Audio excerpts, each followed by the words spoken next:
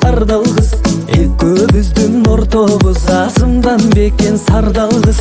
Өтүгүңдүн өкчөсү кылдан бекен сардал кыз, экөөбүздүн ортобуз азымдан бекен сардал кыз.